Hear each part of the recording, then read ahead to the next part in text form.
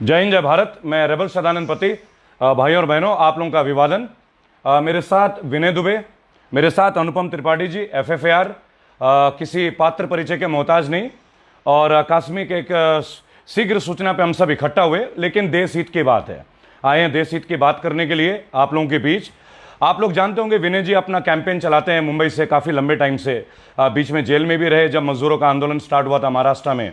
अपने स्तर पे काफ़ी सारा प्रयास वो करते रहते हैं और निरंतर उनकी एक कलेक्टिव अप्रोच रही है लोगों के बीच। FFAR में अनुपम जी के साथ मेरा साथ उन दिनों से जब मैंने शुरुआत किया था।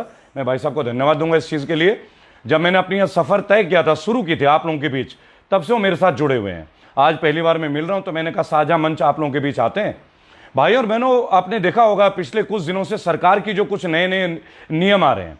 आपने देखा किसानों के ऊपर लाठीचार्ज हो रही है हरियाणा में, और बहुत ही बुरी तरीके से उन्हें पीटा गया, बहुत ही बुरी तरीके से। आप ये समझें कि किसानों के लिए एक नया फ्रेम आया है कि अब मंडी, जो सरकारी मंडी, उसके अलावा भी गवर्नमेंट बेच सकती है फसलों को, पहली बात। दूसरा, जमाखोरी कर सकती है, कोई भी एजेंसी कलेक्टिव फसल को अपने पास रख सकता है, जिसके लिए लाल बहादुर शास्त्री, नेहरू जी, सुभाष चंद्र बोस, भगत सिंह हमेशा लड़ते थे कि जमाखोरी ना हो। वो ये सरकार जो कहती कि मैं किसान हितैषी सरकार हूं, उन्होंने उसके ऊपर बीतती है, तब उसे उस बिल का हवाला दे दिया जाता है कि आपको तो इसकी जानकारी नहीं है। ये ठीक वैसे ही है जैसे कोई इंश्योरेंस पॉलिसी में आप फॉर्म साइन कर देते हैं और जब आप क्लेम लेने जाते हो तब पता चलता है कि भाई साहब आपने पढ़ा नहीं थे, तो आपकी गलती है। भाई और बहनों, किसान अपना फल, सब्जी, अनाज बेच नहीं सकता, लेकिन यह सरकार प्राइवेटाइज कंपनीज को किसानों के फसल को स्टॉक करने की परमिशन दे रही है, उन्हें बेचने की परमिशन दे रही है। आपने देखा होगा जैसा अदानी जी को कई जगह दे दिया गया, अब वो दिन दूर नहीं जो अंबानी, अदानी, अब ये लोग आलू प्याज से लेकर हर चीज में आ जाएंगे। वैसे भी फ्यूचर ग्रुप बिग बाजार में आप जानते ही हैं, रिलायंस फ्रेश किनका है वो आप जानते ही हैं। पेट्रोल दे दिया, समझ में आया। अब ये हवा, पानी और फसल, जो हमारी बेसिक चीजें हैं, बेसिक वो चीजें हमसे छीन रहे हैं, वो चीजें भी हमसे लिया जा रहा है। और जो किसान, पंजाब में कल बहुत बड़े पैमाने पे इसके ऊपर एक आंदोलन किया गया है। सुखबीर बादल जो पूर्व मुख्यमंत्री रहे, उप मुख्यमंत्री भी रहे, उन्होंने स्ट्रैटेजिकली कहा है कि ये गलत है। हालांकि वो बीजेपी के एलाई थे, लेकिन मैं हैट्स ऑफ उनको सलाम करूंगा कि उन्होंने अपनी आवाज बुलंद की। आखिरकार कोई देश किसी पार्टी का नहीं है, देश के लिए हम लोग हैं, हम लोगों के लिए देश है। पार्टी देश से जन्म आती है, किसी पार्टी की वजह से कोई देश ने जन्म नहीं लिया आज तक। इन्होंने एयरलाइंस प्राइवेटाइज कर दिया, तेल प्राइवेटाइज कर दिया, चाय के बागान प्राइवेटाइज कर दिया, रेलवे स्टेशन प्राइवेटाइज कर दिया। बहुत जल्दी आप जो पानी पी रहे हैं अब वो प्राइवेटाइज होने वाला है। मैं आपको बता दूं, ये सीढ़ी चल रही है धीरे धीरे। कोरोना के नाम पे ID 2020 एक वैक्सीन, उसको भी ये प्राइवेटाइज करने वाले हैं। आप देखिए मतलब क्या स्तर चल रहा है। और देखिए जो यूथ टीम है मेरे साथ, देश के जो करोड़ों लोग हैं, सभी युवा हैं यहां पे, और मुझे लगता है युवा बहुत जल्दी बेरोजगार ही नहीं, बुजुर्ग भी हो जाएगा। क्योंकि डिग्री लिए हुए जब 5 साल हो जाते हैं तो 5 साल बाद अगर उसे नौकरी ना मिले तो कहीं ना कहीं उसे कुछ ना कुछ करना है। अगर उसे सही जगह नहीं मिली, वो क्राइम के रास्ते आता है, फिर आप उन्हें बंद करते हो, उन्हें बड़ा क्रिमिनल करते हो, उनका इनकाउंटर करते हो। गवर्नमेंट की ऐसी ऐसी पॉलिसी आई, अभी संविदा आई है, एक नया रूल कि आप 50 साल के बाद सरकारी मुलाजिमों को हटा दोगे। पुलिस के लिए भी, तो जो भी पुलिस वाले आज जनता पे डंडा बरसा रहे हैं, कृपया डंडा बरसाने बंद कर दीजिए। आपके ऊपर नेताओं का डंडा आने वाला है। जो लड़ाई मैं, विनय जी या त्रिपाठी जी आज लड़ रहे हैं, वो लड़ाई अब आपकी भी लड़ाई बनेगी। आप देखिए, सेंट्रल पैरामिलिट्री फोर्सेस के पेंशन बंद कर दिया गया। नाम बता रहा हूं, CISF, BSF, border security force जिसको BSF बोलते हैं, ITBP, CRPF, ये जितने हैं, इंडो टिबेटियन बॉर्डर पुलिस, सबका पेंशन बंद है। और अब ये पुलिस का भी बंद है, आप जानते हैं गवर्नमेंट टीचर्स का भी बंद है। अब ये 50 साल के बाद इसको भी एंड कर रहे हैं। यानी जो व्यक्ति 50 साल का हो जाए, 55 साल का हो जाए, उसके बाद वो कोई काम का नहीं। आप मुझे बताएं, जो फोर्स में इतने साल काम करेंगे विनय भाई, उसके बाद उनके लिए क्या बचेगा? कुछ ऑप्शन है उसके पास? क्या त्रिपाठी जी, आप तो खुद एक लॉयर हैं, यहाँ पे अच्छे प्रोफेशन में, आप इतने लोगों से मिलते हैं। 10 साल की प्रोडक्टिव लाइफ होती है, 50 to 60, they are retiring them at 50। 10 साल वो उसके गए, क्या जी? देखिए सर ने एक बात बोला कि 10 साल जी जॉबलेसनेस होगी जी, 10 साल की प्रोडक्टिव लाइफ है इन लोगों की, जो 50 से 60 का जो पीरियड है, और आपने उसी दौरान उनसे नौकरी छीन ली। जिस व्यक्ति ने 50 साल तक कोई काम किया, लगभग 25 साल में सिलेक्शन, 25 साल भी काम नहीं किया, आप उसे घर में बैठा दे रहे हो, नए सोर्स ऑफ इनकम क्या रहेगा? वो अपने बाल बच्चों को रिटायरमेंट के लिए तो छोड़िए, अपने बच्चों के फाउंडेशन के लिए क्या करेगा? 50 की उम्र में जॉब भी नहीं मिलती है प्राइवेट जी। सेक्टर में, ठीक है जी। और ये भी समझिए 50 से 60 के पीरियड में वो बहुत विजडम गेन कर लेता है, एक्सपीरियंस गेन कर लेता है, वो एक्सपीरियंस यूज हो सकता है जी। देश के लिए। जी। आपने वो सारा बर्बाद कर दिया। जबकि आप देखिए नेताओं की रिटायरमेंट की कोई एज नहीं है, कोई भी एमपी एमएलए का रिटायरमेंट का कोई एज नहीं है विनय जी। वो 75 में जाके एमपी नहीं, सीएम पीएम सब बन जाएंगे। आप लोगों ने शिकायत किया था, बीजेपी वालों ने, कि मनमोहन सिंह जो वो साइलेंट प्राइम मिनिस्टर है। आप समझिएगा स्टेटमेंट का। अनुपम खेर जी ने उनका बकायदा बहुत प्रॉपर एक्टिंग किया है। अनुपम खेर जी तैयार हो जाइए, अब आपको मोदी जी की एक्टिंग करनी है, क्योंकि आप तो वहां से भी कमा रहे हैं, आप तो यहां से भी कमा रहे हैं, हम लोग कहां जाएं? पहला, उत्तर प्रदेश गवर्नमेंट ने, अब मैं रिलेट करूंगा विनय जी के साथ एक इंसिडेंट का, आप सोचिएगा। हम लोग अपने बच्चों को बोलते हैं यूपीएससी की तैयारी कीजिए, आईएएस बनिए, आईपीएस बनिए, आईएफएस बनिए, सो दैट आप अपने फैमिली का, गांव का, अपने खानदान का नाम रोशन करें। भाई साहब अभी गए थे संजीव भट्ट से मिलने के लिए, आप गए थे विनय जी? और इनके साथ पुलिस की पूरी टीम 500 किलोमीटर तक आई, गुजरात पुलिस की टीम, इन्हें उस गुजरात के बॉर्डर से बाहर करने में। ऐसे ही था विनय जी? और ऐसा क्यों हुआ और क्या है, थोड़ा आप शेयर कीजिए एक बार प्लीज। बस इतना सा गुनाह था मेरा कि मैं आईपीएस संजीव भट्ट के परिवार से मिलने चला गया जी। उनकी पत्नी से मिला, और मिलने के बाद जैसे हम होटल आए, रात को सोए, सुबह की पूरी जो प्रशासन थी वो एक्टिवेट हो गई जी। अचानक से 15-16 अधिकारी आ जाते हैं, 2 घंटे तक इंट्रोगेशन होता है, क्यों आए हैं, क्या कारण है, किसने बुलाया है, क्या कारण है, सारी चीज़ें। जी। उसके बाद फोर्सफुली मुझे एकदम बोलते हैं ना कि फोर्सफुली मुझे 7 गाड़ी के आगे पीछे 3 गाड़ियाँ लगा के मुझे गुजरात बॉर्डर तक, जहाँ से महाराष्ट्र शुरू नहीं होता, वहाँ तक उन्होंने छोड़ा है। और उनको एक डर था कि अगर बीच में कहीं छोड़ देंगे तो और कहीं किसी से मुलाकात होगी। तो एक चीज़ समझना था मुझे कि जी। एक विनय दुबे के सिर्फ संजीव भट्ट के घर जाने से प्रशासन इतना एक्टिवेट हो जाता जी। है, तो उनके परिवार, उनकी पत्नी का क्या हालत होता होगा। पिछले कितने ही सालों से वो ये लड़ाई लड़ रहे हैं। आप ये देखिए, एक आईपीएस का परिवार, संजीव भट्ट का पूरा परिवार 2 साल से आज सदमे में। उससे पहले भी उन्हें कई तरह का प्रताड़ित किया गया, इनडायरेक्ट डायरेक्ट, कभी ट्रांसफर, कभी इंक्वायरी में बैठा देना, लेकिन वो एक वीर पुरुष है, एक साहसी व्यक्ति है और भारतीय है, एक सच्चे भारतीय। उनका केवल एक दोष था कि उन्होंने गुजरात में कई जगह दंगे रुकवाए थे।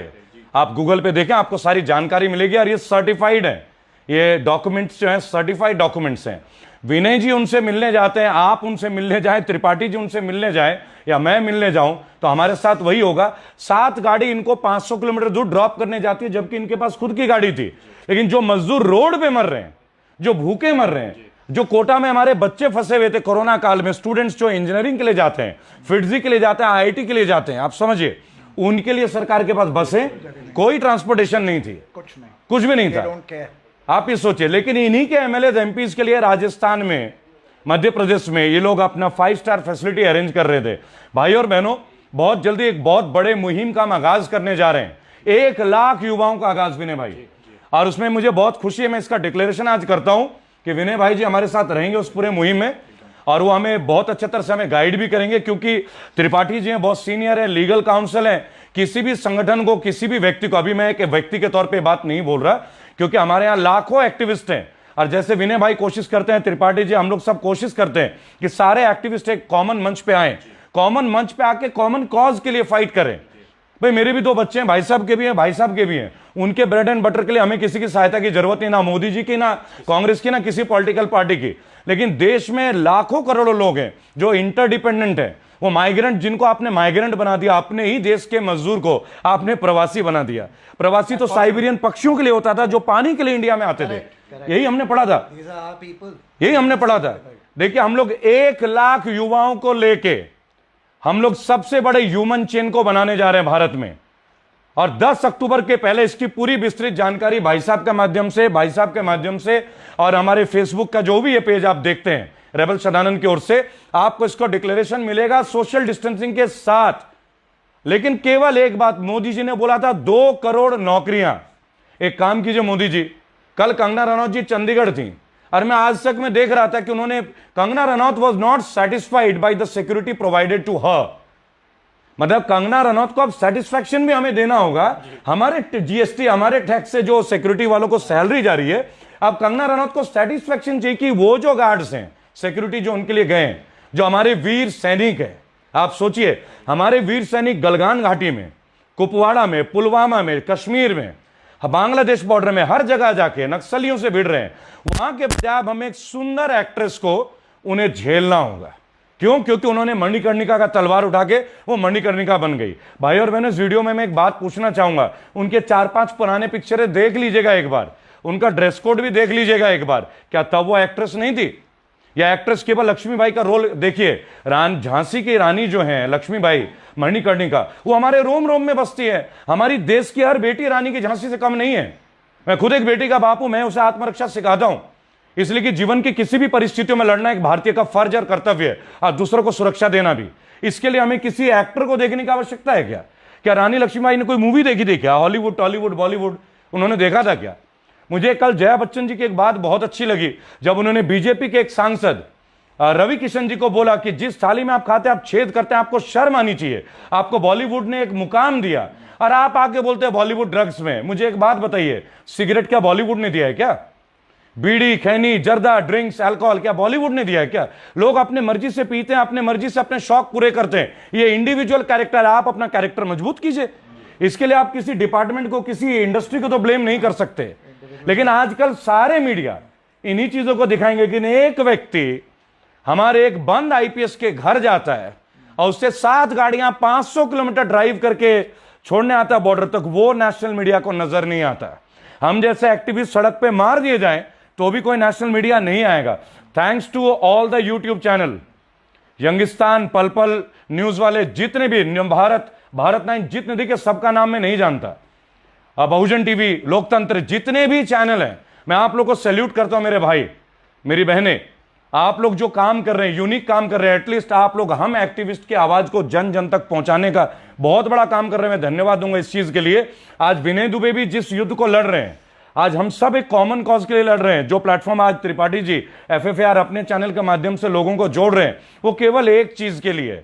ये देश को 5 मुद्दे चाहिए, मैं आपको बता दूं। रोजगार नंबर 1, क्राइम फ्री होना नंबर 2। अगर आपने पेंशन बंद किया गवर्नमेंट एम्प्लॉइज का, एमएलए एमपी का भी पेंशन बंद कीजिए। अगर इनकम टैक्स हम दे रहे हैं तो गवर्नमेंट के जितने सिलेक्टेड पॉलिटिशियन है वो भी इनकम टैक्स पे करे। वो फ्री का क्यों खाए? वो कैंटीन में खाए 24 रुपए का चिकन और हम खरीदते हैं 450 रुपए का एक प्लेट। ये वेरिएशन नहीं चलेगा।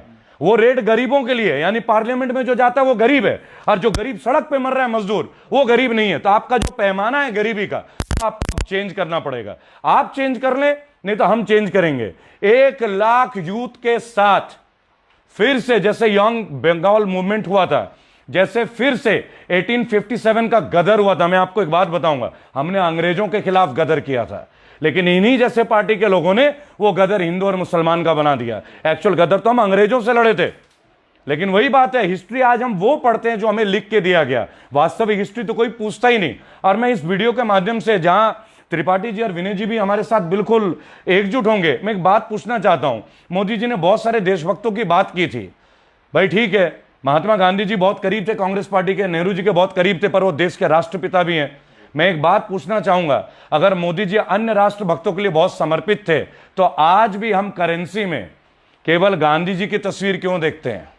हम भगत सिंह की क्यों नहीं देखते? हम अशफाकुल्ला खान की क्यों नहीं देखते? हम मौलाना अबुल कलाम आजाद की फोटो क्यों नहीं देखते? हम नेताजी सुभाष चंद्र बोस की फोटो क्यों नहीं देखते? क्या इनको ये चीजें दिखती नहीं है?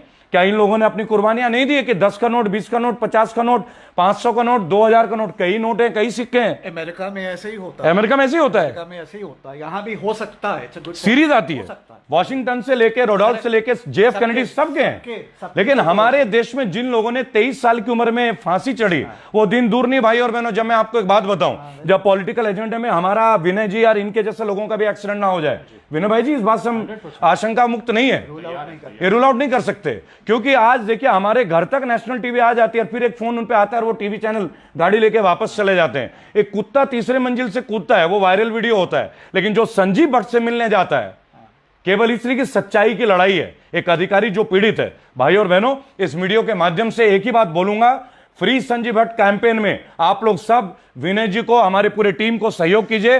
त्रिपाठी जी ने अपने मन से जो भी किया, सबको एकजुट किया। देखिए, मुंबई से पुणे, दिल्ली, ये लोग किस तरीके से आ रहे हैं, क्यों आ रहे हैं, आप इस बात को समझिए। जय हिंद, जय भारत। फिनिश कर